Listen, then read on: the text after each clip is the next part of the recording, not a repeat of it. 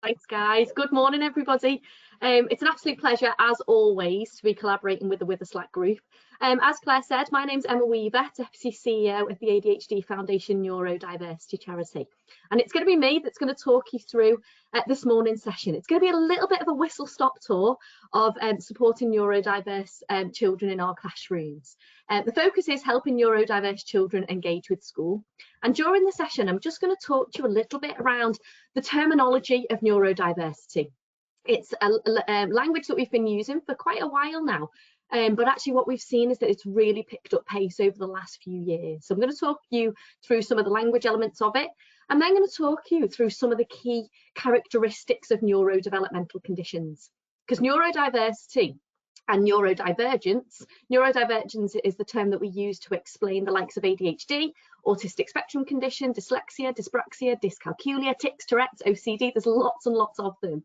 And the neurodiversity movement is working really hard to try and kind of flip the narrative, I suppose, on some of the negative connotations that have been around for a long time that centre around neurodevelopmental conditions, and support children, families, professionals, those with neurodevelopmental conditions to recognise that actually there are many, many strengths and talents that come with those conditions, and helping children in particular to recognise that they can thrive with those conditions and that it shouldn't be a barrier.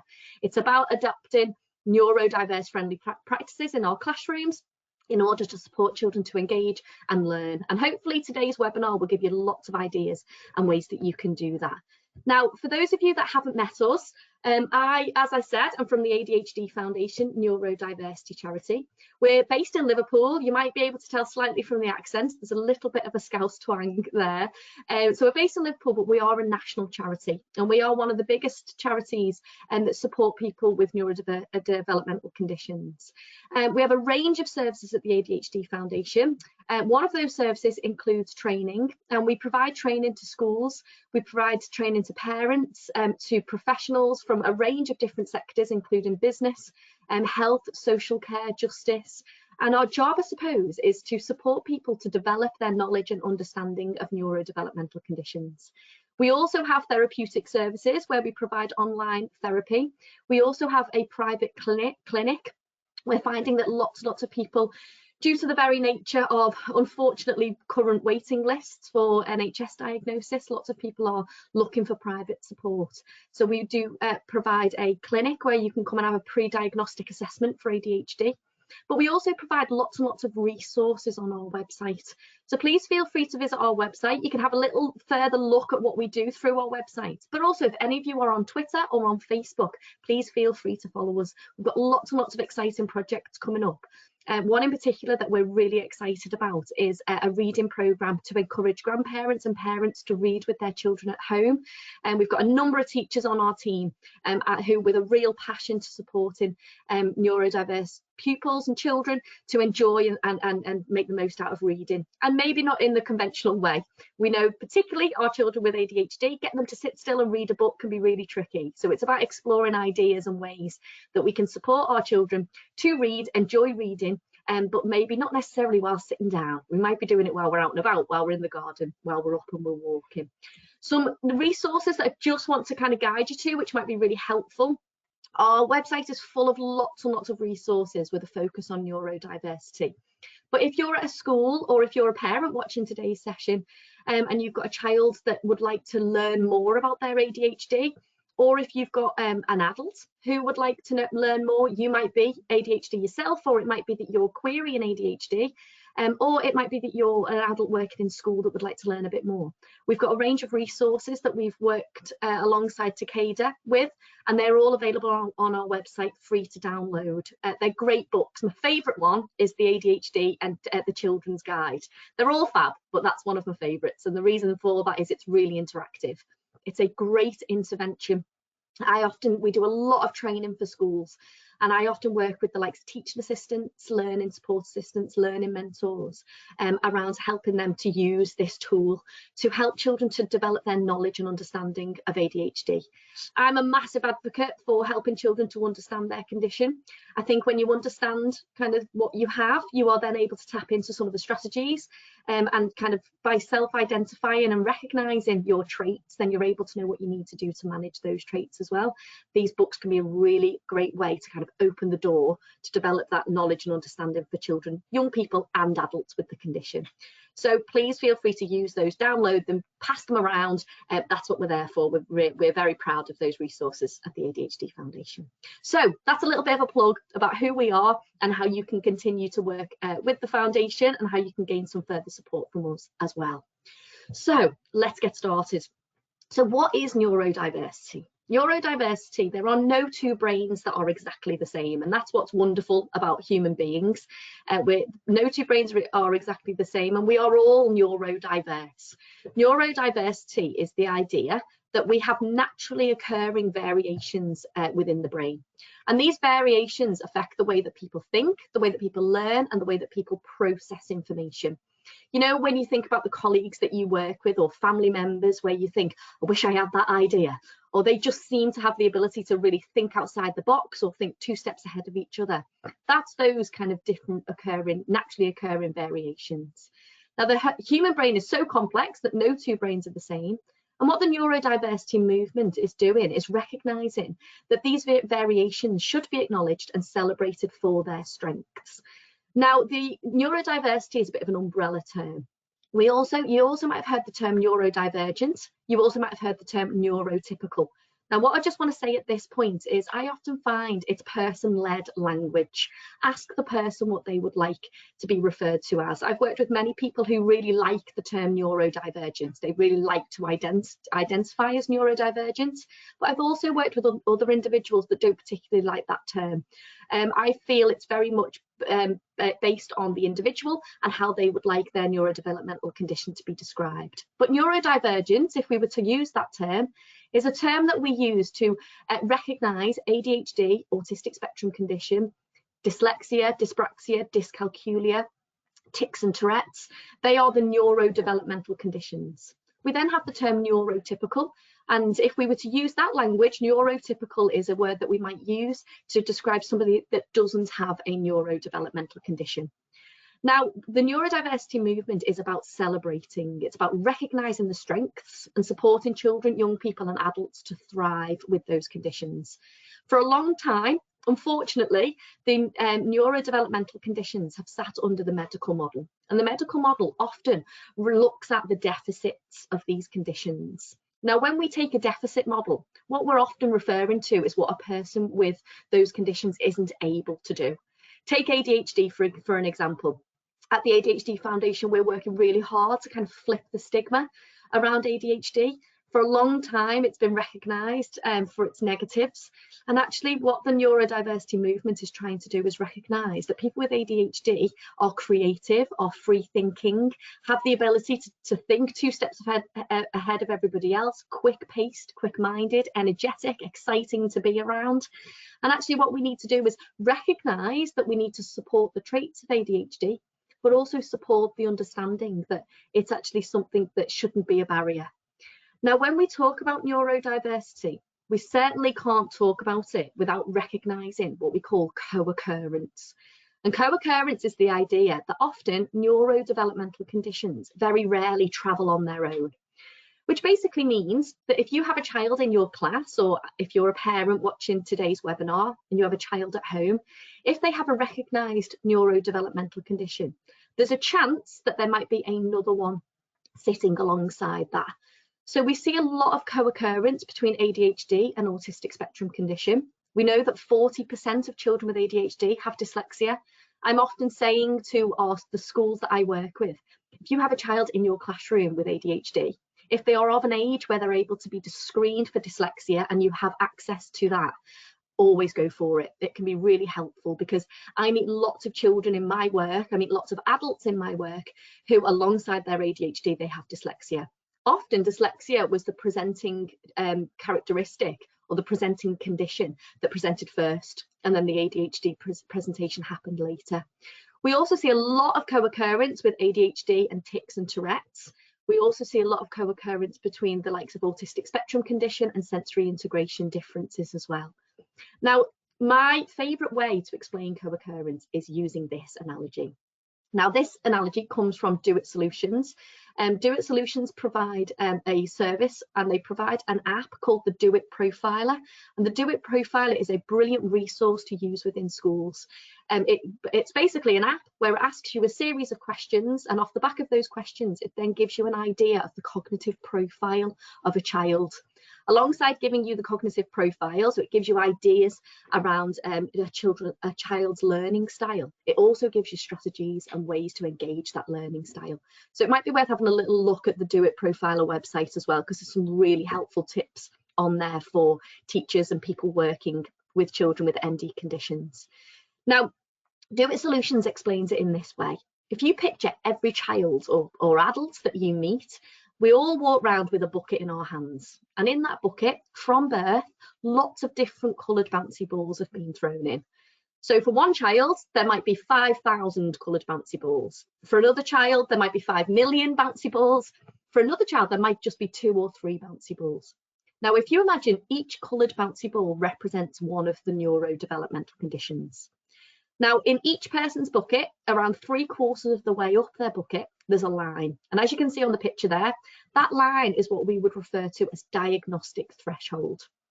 Now, for some children, they have enough characteristics of one of the neurodevelopmental conditions, so enough balls in their bucket that relate to that ND condition, that if those balls are stacked one on top of each other, they meet the diagnostic threshold. So you can see person A or child A here, they have dyslexia traits. Oh, apologies, guys, I've just kind of got a bit enthusiastic with my slides there. So you can see the dyslexia traits. They are the blue coloured bouncy balls in that child's bucket.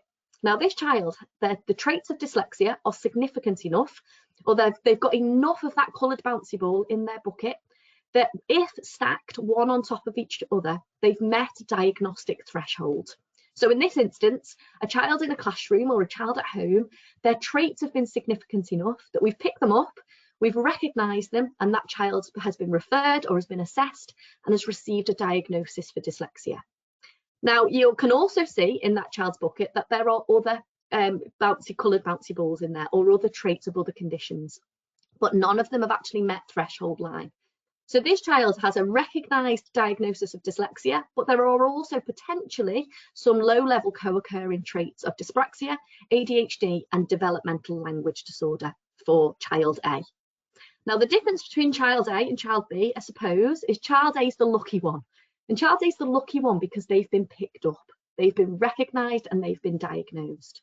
The difference between the two buckets is actually child B, as you can see in the picture, has had many, many more coloured bouncy balls thrown in their bucket.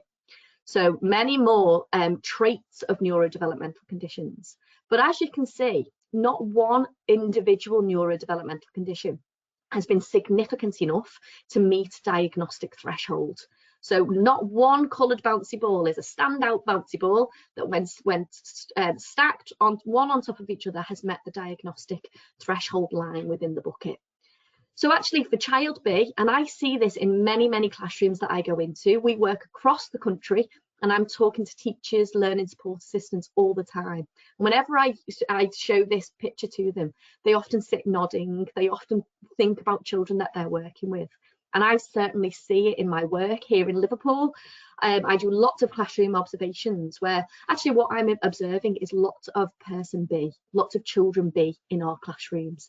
Children who either are on pathways, but waiting lists are quite long, or children whose traits haven't been picked up or aren't significant enough that they quite meet diagnostic thresholds, but actually their level of need is still quite high. So this is why taking a neurodiverse friendly approach, a neurodiverse classroom, a neurodiverse whole school approach is really important. Because what I always say is neurodiversity practices aren't going to harm anyone that doesn't have a neurodevelopmental condition. In fact, ND practices are really helpful for everybody. But for those individuals in our classrooms that do have an ND condition, actually, if we're taking neurodiverse friendly practices, that's really going to help them, because it might be for that child that they are never picked up, they never meet diagnostic threshold, but it doesn't mean to say that those difficulties aren't there. Now, person B, what you might hear is a term called sub-threshold. And if you are sub-threshold, it basically means you just have missed out on that kind of diagnostic threshold. So taking a neurodiverse friendly approach, I suppose, is the way forward. And it's what we advocate for at the ADHD Foundation Neurodiversity charity. And actually what we've seen in many of the schools that we're working with, those that take that neurodiverse friendly approach are seeing a real difference in engagement and children's access to learning and education. Now, this is what the Do It profiler would look like. And this is the spiky profile that it would present to you. So the Do It profiler I touched on before, which is that app that you can look at. And this is what they produce. It's an image of a spiky profile. So you can see on this image that this child has traits of ADHD, potential traits of ASD, dyspraxia, dyslexia, developmental language disorder, and dyscalculia. But you can see to what gravity. So when it's closer to the central bit, it's kind of the needs for that child are more significant, and when it's slightly further away, there's less of a need. Now the profiler can be done, and we're going to be working with the team at Do It Solutions. It can be done right the way from early years through to adulthood. So actually it's great for businesses as well. It's great for us as teachers. I actually think doing a cognitive profiler on ourselves is really interesting. The team at the ADHD Foundation have taken part in the cognitive profiler, and it's been really interesting to see the different learning styles across our team. But it's also useful to see the different learning styles across educators as well. So worth having a little look at that and learning more about that resource. Now, when we look at neurodiversity, we can't forget the girls. We've teamed up actually with the Women's Institute this year, and we're really proud of this collaboration, because for a long time neurodevelopmental conditions have been very male dominated. They've often been seen more as male based conditions, and there's lots of reasons for that. One being that actually neurodevelopmental conditions present differently in women as they do in men. So actually what we find is that for females with the likes of ADHD or the likes of an autistic spectrum condition, they do a really good job of hiding the traits. Now, the reason for that is the female brain is built much more sociably than the male brain. Apologies to any men out there, but the female brain has the ability to be more aware of the social influences around them. So because of that, many women with ADHD do something that we refer to as masking or hiding their traits. And when they hide their traits, what they're doing is they're suppressing them. Now, when you suppress your traits for a really long time, it often leads to burnout. It often leads to higher prevalence rate of mental health conditions as well. What we're finding is that females with neurodevelopmental conditions are often not being recognised until they go into adulthood. There's some research out there that suggests that women with ADHD in particular aren't being picked up until around the age of 36 or 37. So at the moment, we need to get better at recognising the female presentations of these conditions. If we were to take ADHD, for example, hyperactivity in a female can look very different to a male. Often women with ADHD talk about busy minds. We also see excessive speech with hyperactivity in females. We also see a lot of internalizing of their emotions. So we see lots of women with ADHD who internalize their emotions, which leads to anxiety-based conditions.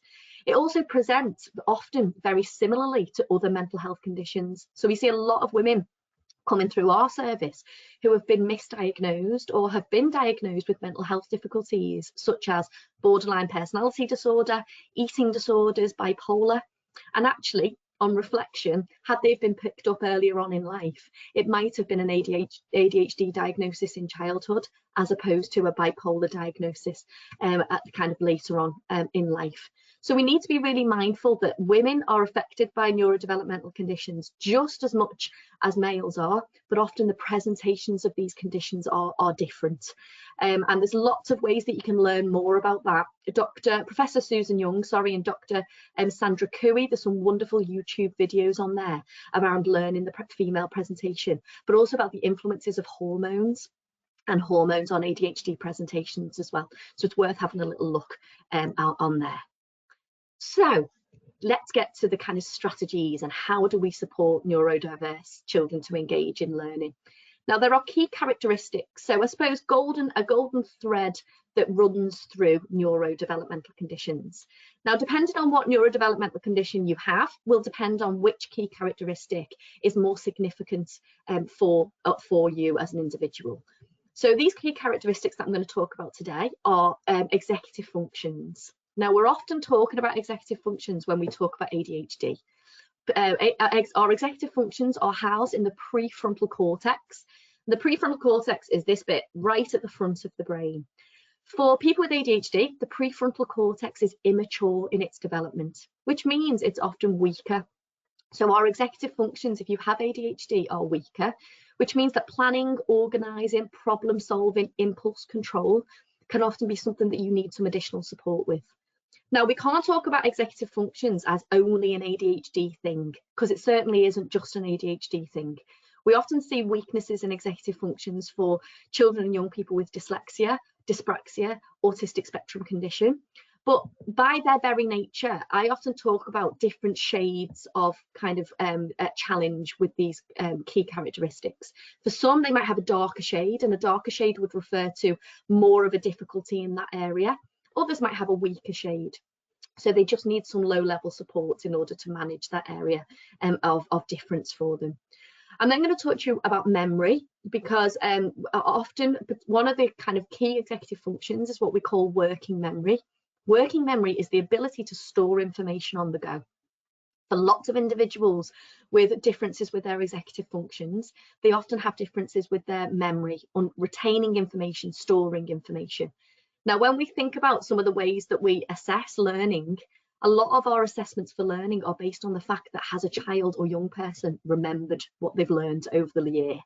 Now, if you have weak working memory, it can often be really difficult for you to demonstrate your learning, because actually the retaining of information might have been really difficult for you.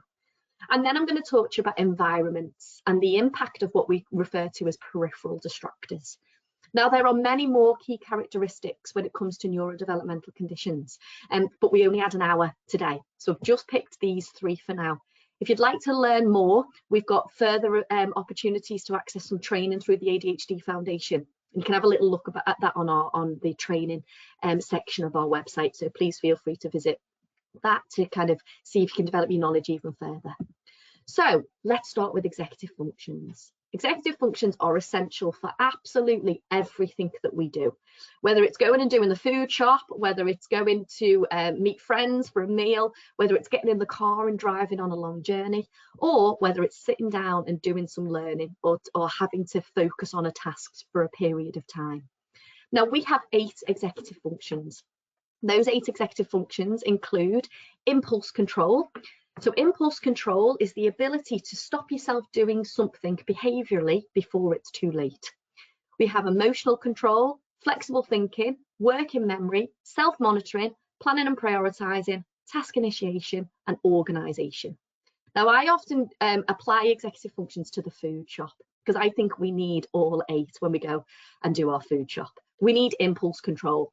It might be that you've told yourself you're going to do dry January, so you need to stop yourself from buying that bottle of gin or that bottle of wine and putting it in your trolley. We need emotional control. Sometimes we've got to go and do a big shop, whether we want to do it or not. We might be feeling really stressed. We might be feeling really frustrated. We need to keep our feelings in check while we push that trolley around in order to get the job done. We need to think flexibly. You might have gone in with the mindset that you were going to make spaghetti bolognese that night, but when you get there, there's no mincemeat. So actually, you've got to think flexibly. You've got to adjust your behaviour to that unexpected change. Might be that you just go, there's no mincemeat. I've promised everybody spaghetti bolognese, but actually, they're just going to have pizza because there wasn't any mincemeat for me. We need working memory. We need to actually remember what we've gone in there for.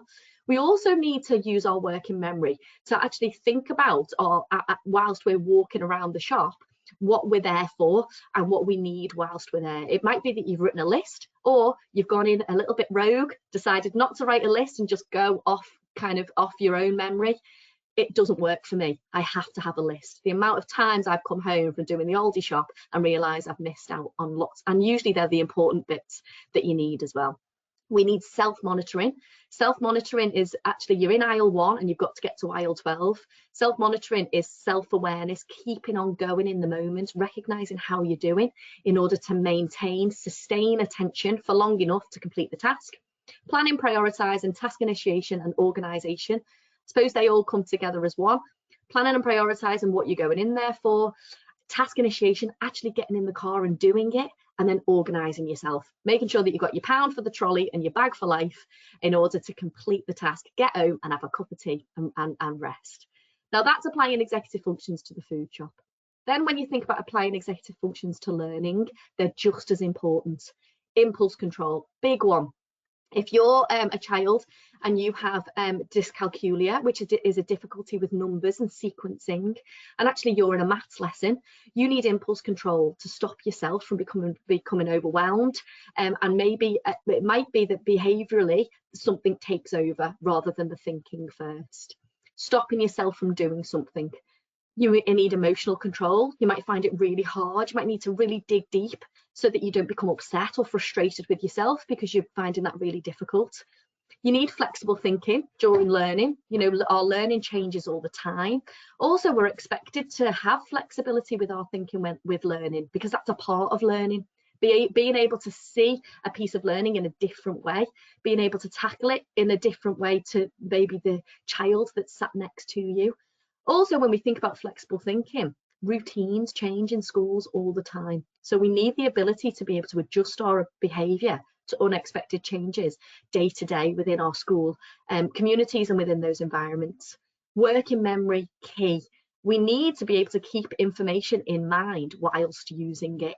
A working memory skill is something like following a verbal instruction, remembering what the teacher's just said, storing that information and then using that information to then do something with it. That can be really difficult if you've got weak working memory. Working memory can also be impacted by something like reading information from a board. So often when a child is sat in a classroom and they've got to read information from a board and then they get that information down on a piece of paper in front of them, you would rely on working memory to store what I've just read, use it in my mind, manipulate the information, and then use that information and get it written down on a piece of paper. If you've got weak working memory, that can be really difficult. Self-monitoring is keeping going, sustaining attention for long enough in order to complete the task. I work with lots and lots of children and young people who find this really difficult. They might start the task, but they might start to find that it becomes harder to sustain attention as the time period progresses. Then you need planning and prioritising, task initiation and organisation. You need to know the resources that you need. You need to know how to get started. Now, I think about our primary school children, you know, the idea that we have to write the title and the child's name or the date at the top of the page. For some children, just getting started with that task can be difficult if you have a difference with your executive functions. So our executive functions are really, really important for everything that we do, but particularly for learning. Now, this is them in a different way, in a different list, and what it might look like if a child's executive functions are weak in any of those key areas. Now, our executive functions are broken down into two components. Component one is what we refer to as inhibitory control, self-regulation.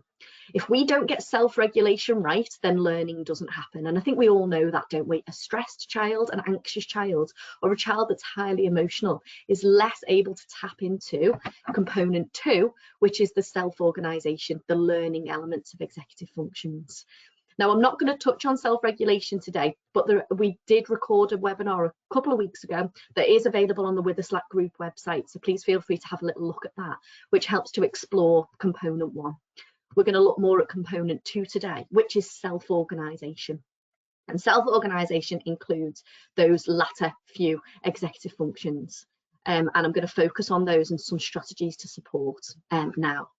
Now, I just wanted to give you these strategies just because I really like them. So this is some strategies for impulse control. Now, impulse control in a classroom, this might be a child, and for me, these are our really engaged children in the classroom. I see it all the time, kids that are desperate to tell you what their information, either desperate to answer a question, or those kids that are desperate to help you get up off their chairs and do something for you. Now, for me, these are really engaged children in our classrooms. What I've also seen in our classrooms is often children with that difficulty with impulse control. They're often the children that get told to put their hand down, stop shouting out, sit and stop kind of getting involved, but allow other people to do the talking. Now, it's really important that peers and everybody else within the classroom get the opportunity to talk. But from a perspective of the child with the difficulty or the difference with their impulse control, they also need the opportunity to get that information out. Because what we've learned, particularly with children with ADHD, is if they don't say it, they don't remember it. Talk and speech is actually a way of I suppose, supporting our executive functions. If I say it out loud, it comes out and it becomes more solid. If it stays in my memory, it doesn't stay for long enough. So some really lovely supports for impulse control include these ones. One of my favourites, and this has come from an adult with ADHD, and she often talks about her mind being a little bit like a bubble gum. So what she has is a piece of paper, and you can do this for children and young people in your schools, and it's a piece of paper with lots of different bubbles, and you refer to these bubbles as our thought bubbles. So if a child or young person has a thought, and actually typically what they might do is shout that thought out, rather than shouting it out, get it down on your thought bubble. Write it down on your thought bubble. If what you've got to say has been answered, you can pop your thought bubble by colouring it in, or you can be really creative with that. If it hasn't been answered, then the teacher or an adult within the classroom will come to you and will look at your thought bubble piece of paper and have the opportunity to talk about that with you.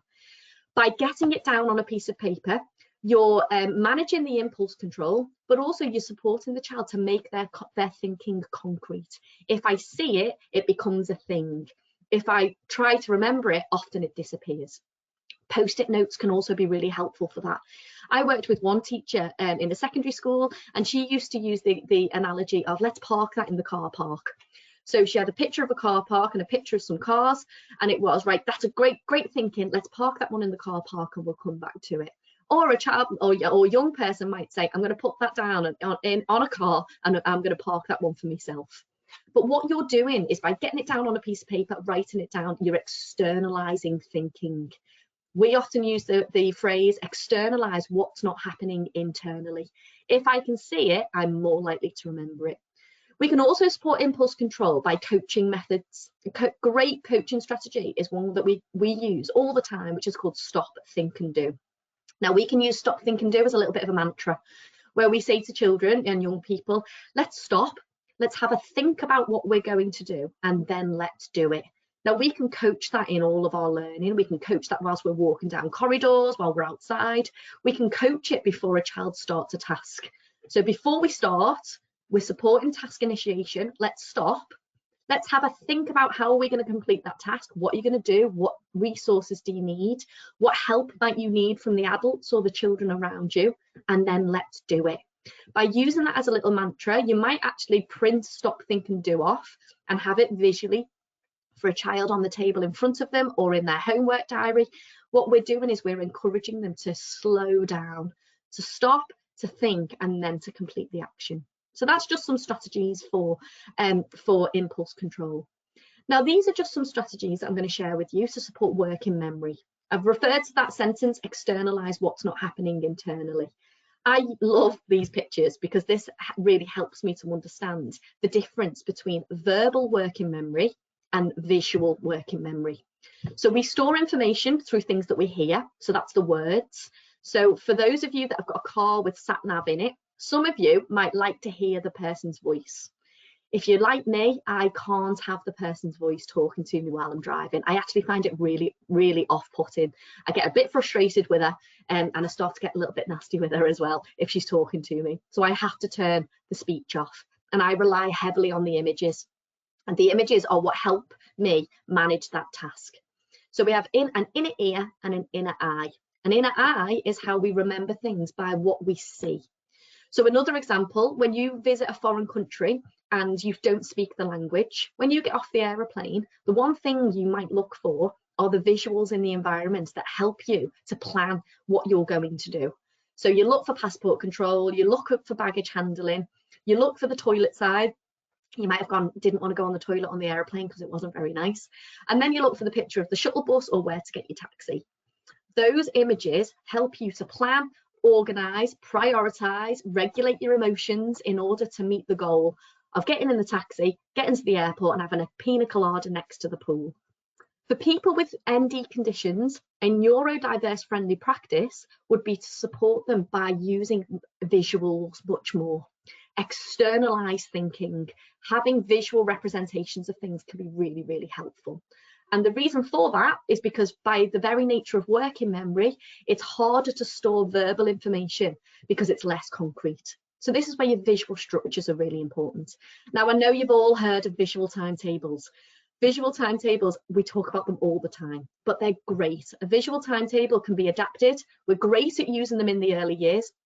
I find as we go through the key stages, we use them less and less. If you have weak working memory, a visual timetable is just as important at the age of 16 as it is at the age of 3, 4 and 5. So we just need to make them more age relevant based on the age of the child that we're working with. So you can see a picture at the top there. That's from one of the schools that I support in Liverpool. That's from Broad Green Primary School. And this is the visual timetable that they use. Great example of one.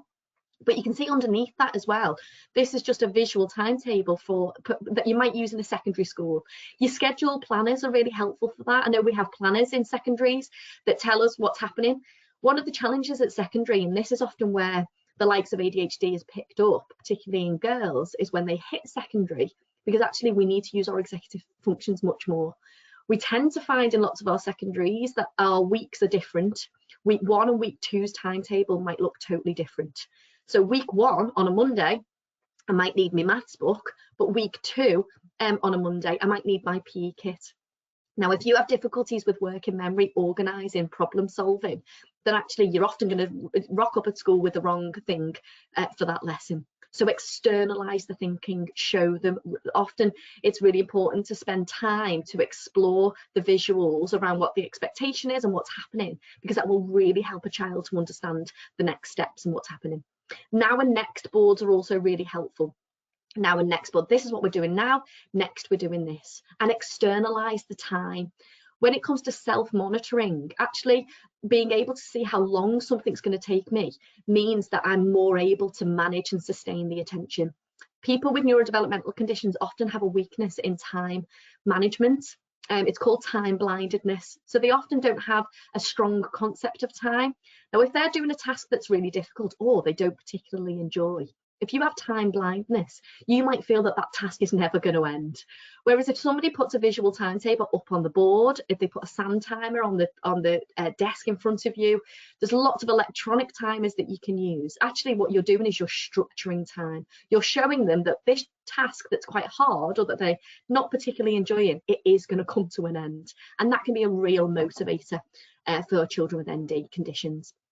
Graphic organisers are really helpful as well. This come back to externalise, externalise, externalise. Show them the process of thinking.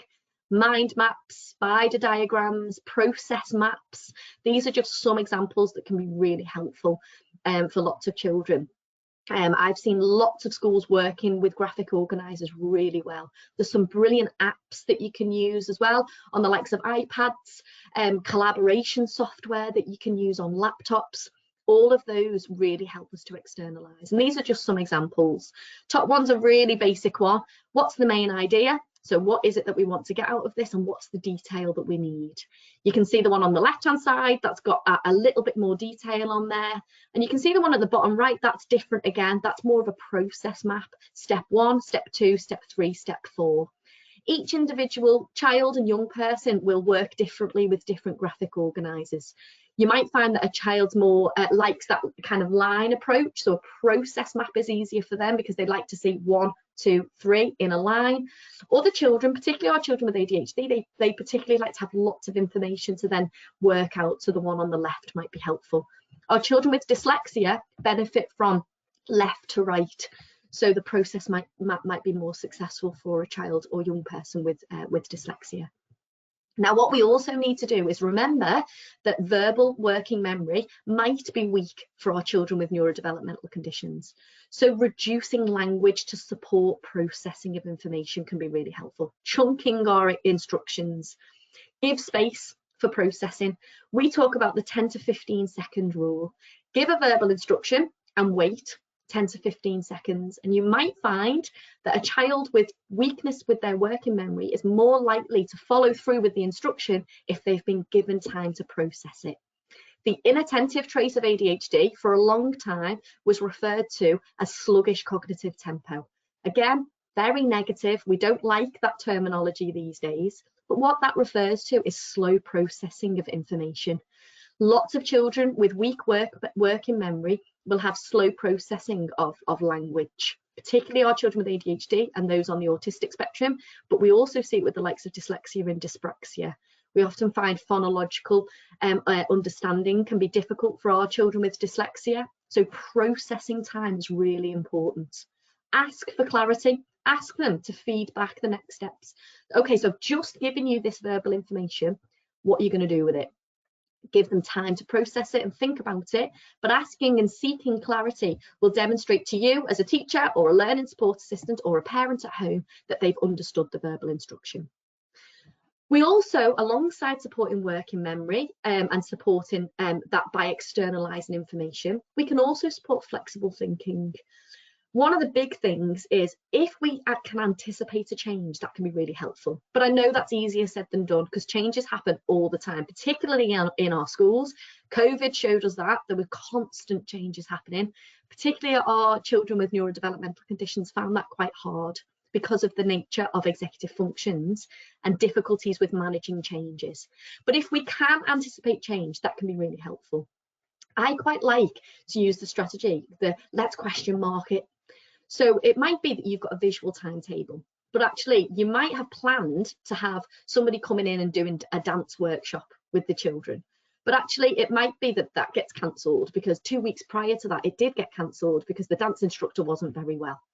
Now, I often say to teachers, if you have a question mark picture and you use that question mark under those things that are potentially likely to change, and use that visual underneath your visual timetable.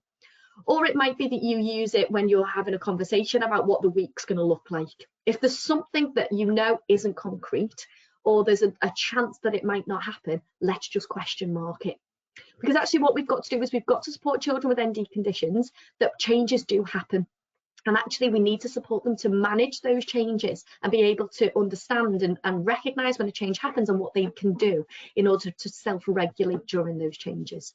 So putting a question mark on it can be really helpful because it helps them to kind of think about a change that might happen and might come up. Also, flexible thinking can be impacted at times of transition. So label, signal your transitions. So when you know that there's going to be a change in something, just signal it. Use timers to do that. It might be that you're moving from one subject to another. It might be that you need to give a 5-minute countdown before the end of a lesson, or you might need a 2-minute countdown before the end of a task. Now, by signaling those transitions using time, that can be really helpful. I work with lots of schools that use music to signal time as well.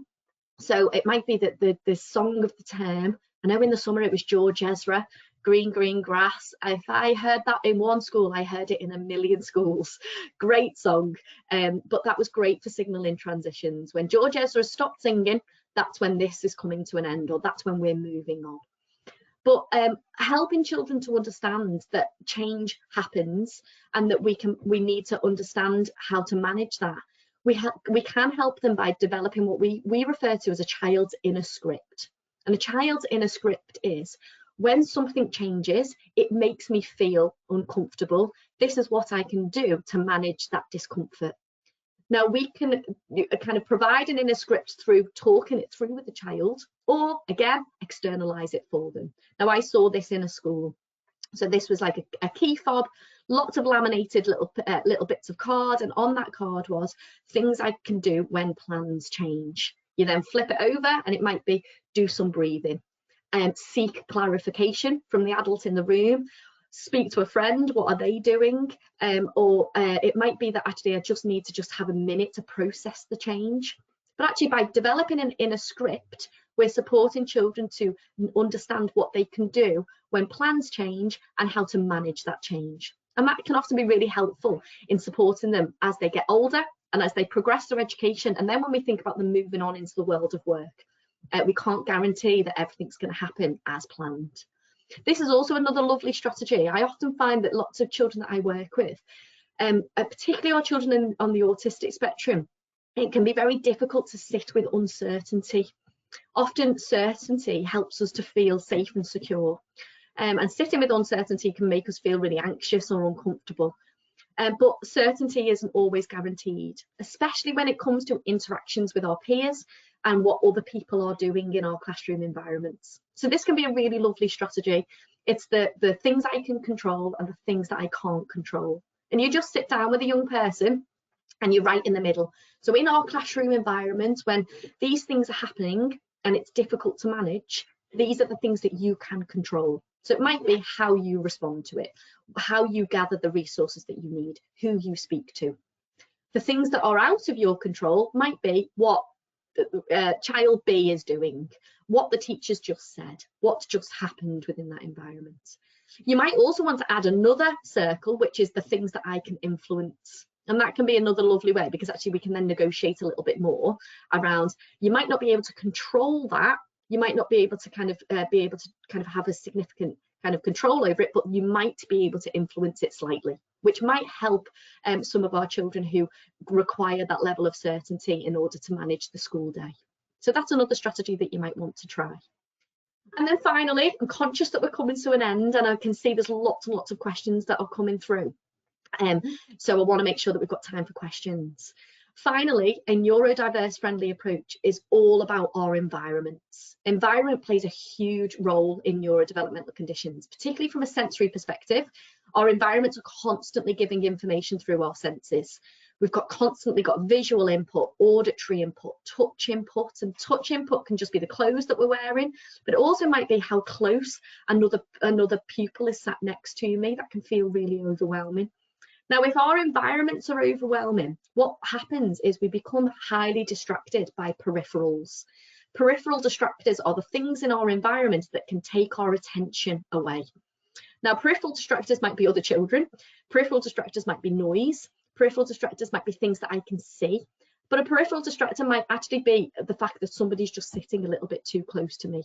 Now, when you become distracted by things like that, your ability to tap into your executive functions can be impacted. So neurodiverse friendly approaches to peripheral distractors are things like clearly defined spaces, having areas within your classrooms where actually we often use the term less is more. You know, I go into lots of classrooms when they're really well organised, the information that's out is relevant to the learning. Anything that is not relevant to the learning of that week or of that term is put away. Sometimes when we go into busy classrooms where there's lots and lots of things happening, there's an increase in peripheral distractors, which leads to an increase in distractibility within the children. There's brilliant research that's come from Dr. Mary Hanley. If you want to have a little look at it, it's on YouTube, and it talks about the impact of high visual displays in classrooms and the impact that that has on children with autism in particular. And actually what it tells us is that high visual displays in our classrooms has a significant impact on learning and attention, also anxiety and arousal for our children with autism. Task focus spaces, having spaces within classrooms where when you know task focus needs to happen, it's a space that a child can go to where there's low sensory input. In primary, I often call them concentration stations. And a concentration station is just a space where it's not looking outside onto outside through a window, where actually there's lots of peripheral distractors. You know, how many times does a cat walk onto the playground and then we've lost a group of children? So a low sensory input area would be a space within the environment where we've reduced visual distractors, auditory distractors. It might be that it's facing a very blank wall, or it might be that you've got one of those dividers within that sits on top of a desk that looks a little bit like those call centre dividers that you can get, but that can be really, really helpful to support children who are distracted by the environment. Seating plans are also really important. I work with lots of children who prefer to be sat with a solid wall behind them, because actually if there's a walking space behind a child, that can lead to distractibility. The minute a child gets up and walks behind them to get something, suddenly my concentration's gone. But also, as adults, within those classroom environments, note the key areas within the classroom that are high sensory areas. Observe behaviours. I find that we work closely with a number of schools. One school in particular in Liverpool called Whitefield did lots of work around this. And what they learned was that actually there were certain areas, particularly in their early years and Key Stage 1 classrooms, that were, I suppose, high arousal spaces. So they changed those areas. They also recognised moments within the school day that were high arousal moments, and they changed what they did in those moments as well. So it's just about observing, watching, seeing what happens within those behaviours. We can also support by reducing visual stress. So things like using buff paper. Often there's discomfort when reading black text on white paper, so we use blue text instead on like a kind of creamy background. Reduce the contrast. So if you're doing PowerPoint presentations, you can see on mine here I've got more of a creamy background than a stark white. That can be really helpful. There's also certain fonts that can be much more supportive for children with dyslexia or neurodevelopmental conditions. Coloured overlays. Don't italicize, so don't use italics when you're trying to emphasize text. Bold is much better, or underlining it can be much more helpful as well. And then finally, because I want to get to the questions, we must celebrate thinking differently. We have the Umbrella Project at the ADHD Foundation, and this is the national project that we have where we focus on celebrating neurodevelopmental conditions, recognising that there are many, many strengths and talents that a child with an ND condition can have. Helping children to understand that there are many successful people in the world with neurodevelopmental conditions can be really helpful.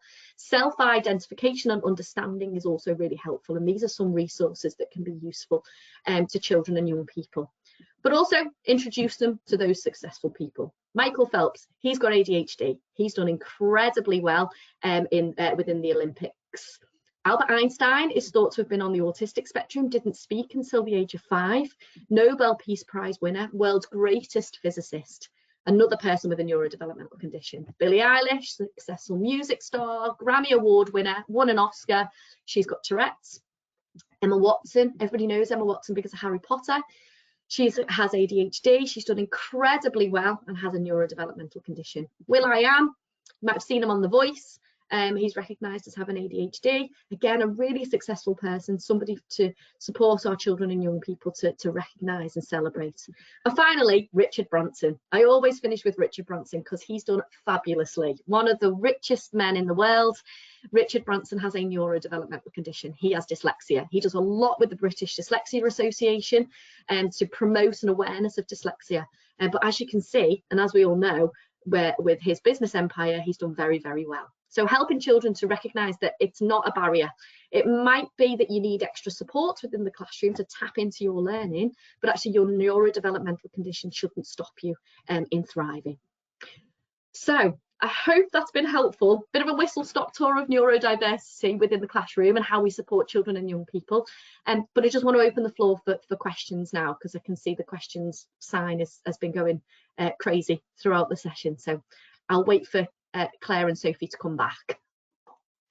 Hi Emma. Oh, thanks so much for a fab presentation. That was really great and just jam-packed with loads of really practical advice and support there. So yeah, we've got lots of questions that have come through, so we'll just try and get through as many as we can in the time that we've got left.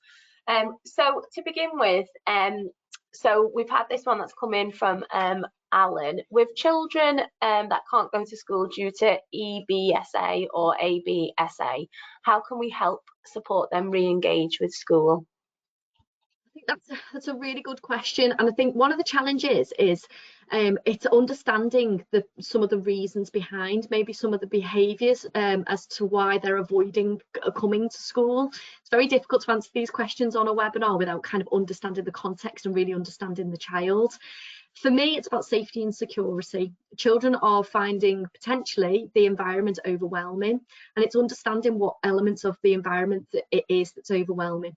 One of the starting points for me is understanding what's happening from a sensory perspective, particularly if that child has a neurodevelopmental condition. Often the sensory impact of schools can be what makes the school environment really hard for a child to engage in. So looking to access support, occupational therapy can do things like sensory profiles, and can do a profile on a child where it helps us to understand what the sensory kind of experiences are for that child. You can also look at sensory checklists online. Sensory checklists are not a formal assessment and shouldn't be used as a formal assessment, but they can be a great starting point for you as a teacher or as a parent to just kind of look at some of the questions, to do a little bit of an analysis yourself. When we understand what's happening from a sensory perspective, we can then understand and tailor our support to get children to re-engage with coming into school. So it might be for some children that actually, if we recognise that it's the noise or it's the smells or it's the things that they're seeing in the environment, it might be that that child needs a soft landing into learning. And the soft landing might be before they start learning, there's a space that they go to with a trusted adult where they have access to maybe a sensory diet or an opportunity to explore their senses in order to regulate, in order to then manage the school day. But again, really difficult, Alan. Great question, but really difficult without kind of understanding the context, really. I think it's about observing the behaviours and understanding what is it that's causing that refusal for that child. Okay, thanks, Emma. We'll move on to the next question now. And I really hope I'm going to read this one out correctly. So when looking at the early years, is there an age that we can start to recognise certain behaviours that might suggest some kind of neurodiversity? The person who sent the message in has said they've got a number of children that are on the autism pathway who are going to school this year and is wondering, is this the youngest age that they can be diagnosed? Great question. I love an early years question. My specialism at the foundation is early years and key stage 1. And my job is to support people to develop understanding of neurodiversity in the early years. The challenge with early years is the diagnostic age, particularly for the likes of ADHD and dyslexia, is often we can't diagnose those conditions until around the age of 7. So they go off from our early years settings or our reception into reception with only our observations. What I tend to talk about within our early years kind of training is it's about the presenting behaviours. So not necessarily about the label specifically in the early years, because we don't know what we're dealing with yet because they're so little. But what we can do is we can work with what we're seeing. So if we're seeing children in our early years classrooms presenting with impulsive behaviours, we provide interventions and support for that, and we make notes around that. If we see difficulties with social communication and interaction, we look at that presenting behaviour and provide support for that. Big thing for me is observations and writing them up so that people can see kind of where your observations have started and what those observations and presenting behaviours have looked like for that child. It might not lead to a specific diagnosis at that age, but what you are doing is you're equipping the school or the next classroom with the information that's needed around what that child might have been presenting like in the early years. But a big thing for me is understanding neurodiversity in the early years, because it does present differently in our little ones. I go into many nurseries, many early years classrooms where ADHD looks very different in a 4-year-old to what it does in an 8-year-old. So developing an understanding of ND in the early years can be a helpful starting point as well. But it's back to presenting behaviours. What are you seeing? Note them down. How are you providing intervention for those presenting behaviours, but also what are they looking like in the classroom? And that can be a really good starting point. Thanks, Emma. I am really conscious of time now, but I'll just try and squeeze in 1 or 2 more questions, if that's okay. So we've had somebody message in to say, is the Do It Profiler a free resource or site to access to test students? And is it possible to test staff as well? You certainly can use it to test stuff. It's not a free resource. If you have a little look on the Do It Solutions website, you can see the costings on there. But it's a really useful resource that can often be really helpful to understand cognitive profiling of children and staff. I actually think it's a great way to kind of utilise different thinking within your staff teams as well. So have a little bit of a look on the Do It Solutions website, and further detail will be on there. You can sign up so that you can have access to a bit of a trial as well to see if it fits for you and your school. Thanks, Emma. We'll make this the last question now.